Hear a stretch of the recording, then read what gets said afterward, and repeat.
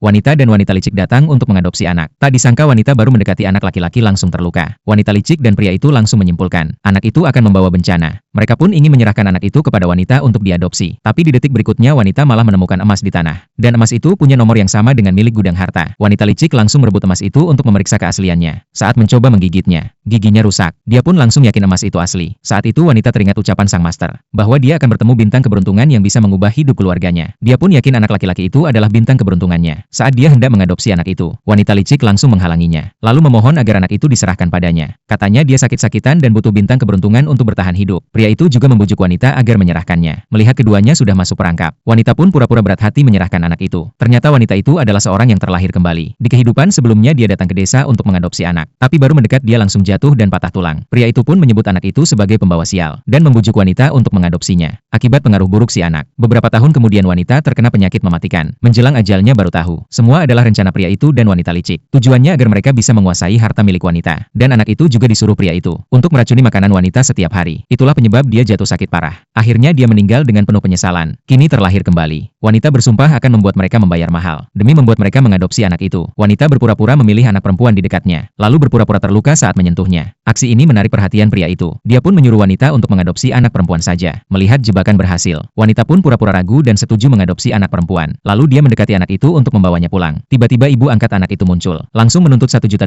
sebagai biaya adopsi. Pria itu melihat itu langsung yakin anak perempuan itu juga pembawa sial, lalu mendorong wanita untuk tetap membelinya. Wanita pun terpaksa membayar $1 juta.